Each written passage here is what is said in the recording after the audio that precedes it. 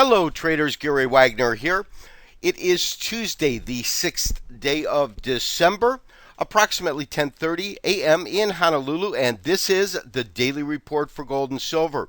After having seen gold and silver plunge intraday this morning, we do have the markets nominally higher, currently trading up around $3 and $4 higher on the gold market and about 70 cents higher on silver.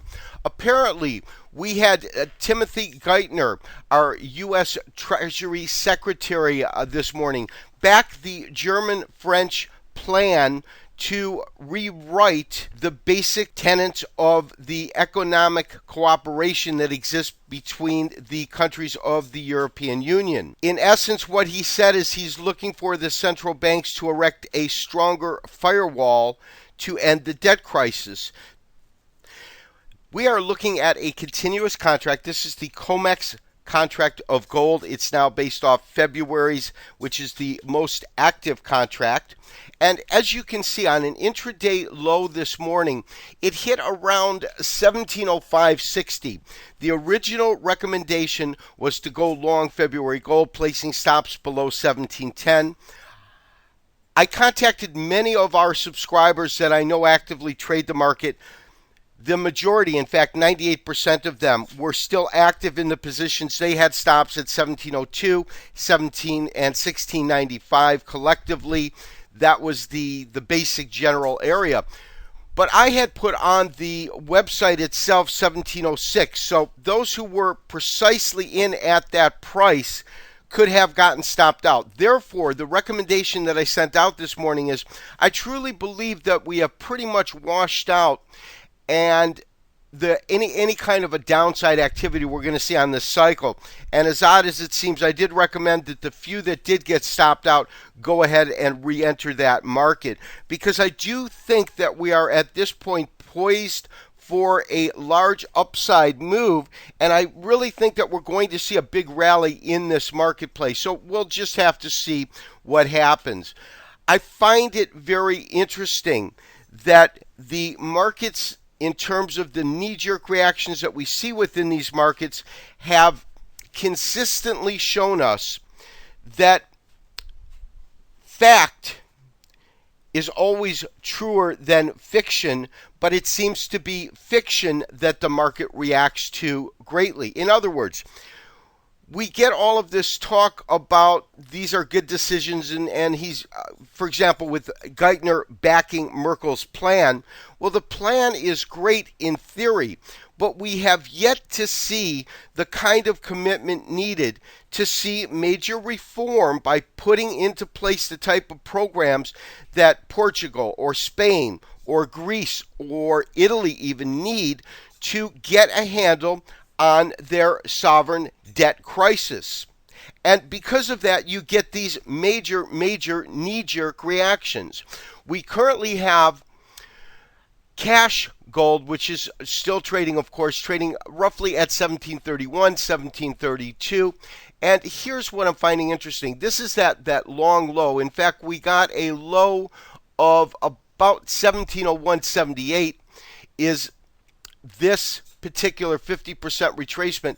And I think you can see quite eloquently that when this market traded, it traded right to that point. You've got that low here. You've got these two sets of lows here.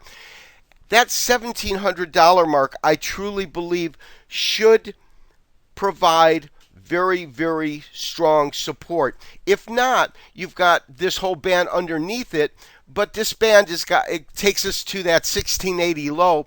I think as a matter of fact, we are not going to see the market trade below these series of lows that we have. I don't think that we're going to see new lows as we did here, which is from 1700 down to 16, and we don't have any real areas of support or resistance in between. If we take a look at these series of tops, you can see that these tops, when we kind of draw a line over, these tops matches these lows here.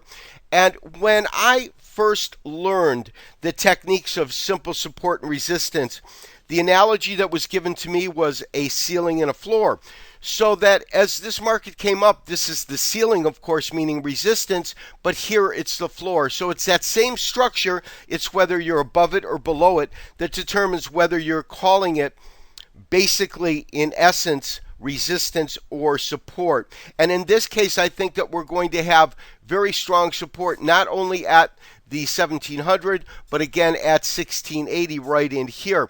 So I think that really what we are looking at now should be a move. Of course, first we have to take out these last sets of highs, and these last sets of highs, of course, happened 1754 right in here, this line, and then the next real level of resistance is going to be 1800.